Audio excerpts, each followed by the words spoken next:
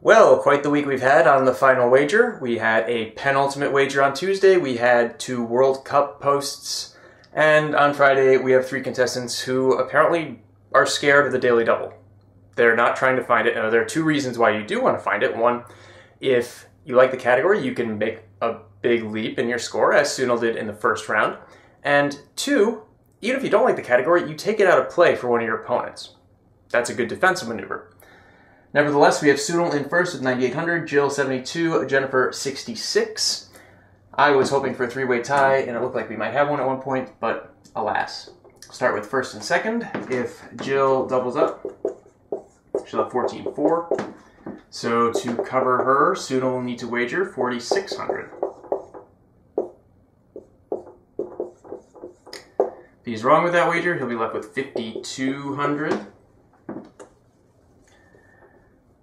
So to stay above that, Jill can wager up to 2,000, and Jennifer up to 1,400.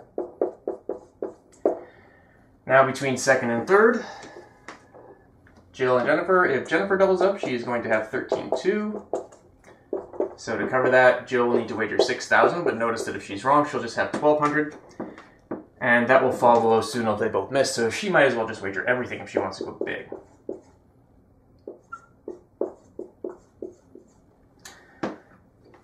Now we look at rule number 3. Difference between first and second, Jill and Sunil, is 2,600. If Jill wants to cover a 0 wager by Sunil, she might as well wager everything. Same reason here. Jennifer and Jill are separated by 600, so Jennifer can cover a 0 wager. She can also cover an unsafe wager by Jill by wagering 1,200.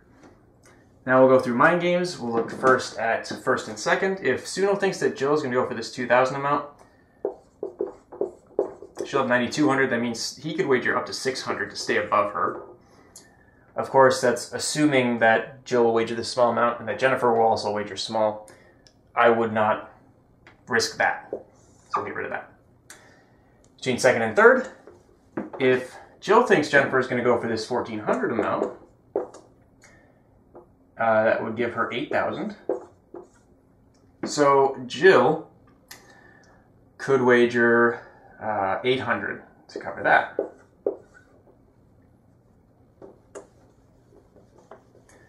And then if Jennifer's scared of that, if Jill gets it wrong, she'll have 6,400. So that means Jennifer can wager up to 200.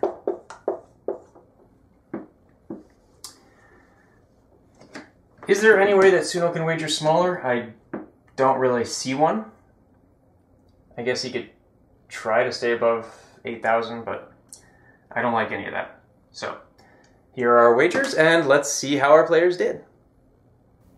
We start with our 3-time champion Jennifer, who missed and wagered 3,201, trying to get $1 above Sunil's pre-final total. I should have mentioned that Jennifer could wager everything if she thought that either of her opponents would go small, but this leaves some cash on the table and doesn't help her on the downside. Over to Jill, who got it right and wagered 5,001 when she really needed to wager at least 6,000.